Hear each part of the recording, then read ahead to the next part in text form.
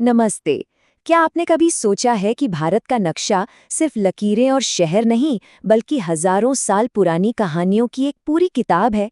चलिए आज इसी किताब के 3 सबसे दिलचस्प पन्ने पलटते हैं और जानते हैं भारत की कुछ अनोखी भौगोलिक बातों के बारे में। तो किसी देश के नक्शे पर आखिर कौन सी कहानियां लिखी होती हैं? देखिए, भूगोल सिर्फ जमीन और पानी का खेल नहीं है। ये तो किसी भी देश की पहचान होती है, उसकी आत्मा होती है।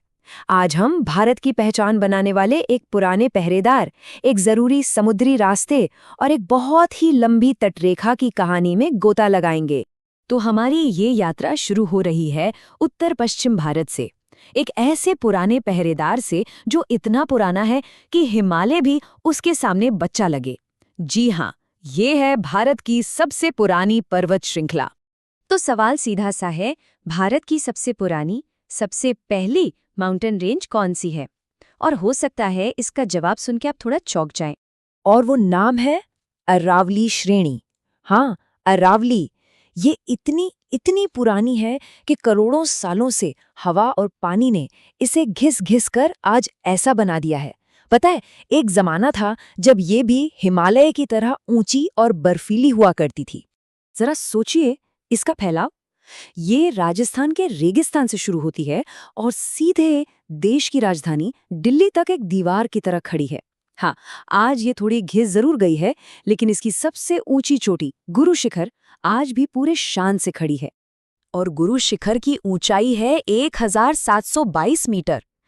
अब ये ऊंचाई वैसे तो कम नहीं है, लेकिन जब आप इसकी तुलना हिमालय की 8-8 हजार मीटर ऊंची चोटियों से करते हैं ना, तब समझ आता है कि अरावली कितनी पुरानी है, कितना कुछ देख चुकी है। चलिए अब इन पहाड़ों से उतरकर चलते हैं भारत के एकदम दक्षिणी छोर पर। यहाँ पानी की एक ऐसी सीमा है जो सिर्फ 2 देशों को ही अलग नहीं करती, बल्कि 2 बड़े समंदरों को मिलाती भी है। तो वो कौन सी जगह है, वो कौन सा पानी का रास्ता है जो भारत को उसके पड़ोसी देश श्रीलंका से अलग करता है? ये रास्ता इतिहास के नजरिए से भी बहुत जरूरी है। अच्छा, जवाब पर आने से पहले एक छोटी सी चीज समझ लेते हैं, ये स्ट्रेट या जल डमरू मध्य होता क्या है। सीधी सी बात है, ये पानी का एक पतला सा रास्ता होता है जो 2 बड़े समंदरों को जोड़ता है। तो भारत और श्रीलंका को अलग करने वाले इसी रास्ते का नाम है पाक जल डमरू मध्य। दिलचस्प बात यह है कि इसका नाम मद्रास के एक पुराने ब्रिटिश गवर्नर रॉबर्ट पार्क्स के नाम पर रखा गया था।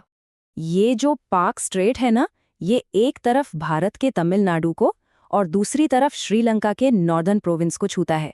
मतलब ये सिर्फ पानी का एक रास्ता भर नहीं है, बल्कि सदियों से यहाँ से व्यापार और संस्कृति का आना जाना लगा रहा है। चलिए अब दक्षिण से चलते हैं पश्चिम की तरफ, उस जगह जहाँ अरब सागर भारत की जमीन से मिलता है। यहाँ हम बात करेंगे भारत की तीसरी बड़ी भौगोलिक खासियत की, एक ऐसी कोस्टलाइन, एक ऐसी तटरेखा जो बस खत्म होने का नाम ही नहीं लेती। तो हमारा आखिरी और बड़ा सवाल, भारत के किस राज्य की कोस्टलाइन सबसे लंबी है? छोटा सा हिंट देता हूं, ये वो राज्य है जिसका नाम समंदर और व्यापार से हमेशा जुड़ा रहा है। और वो राज्य है गुजरात। जी हाँ, गुजरात। इसके जो घुमावदार किनारे हैं ना, जैसे कच्छ और सौराष्ट्र, उन्हीं की वजह से इसकी कोस्टलाइन इंडिया के किसी भी दूसरे स्टेट से कहीं ज्यादा लंबी हो जाती है। तो कितनी लंबी है? अंदाजा लगाइए। करीब करीब 1600 किलोमीटर।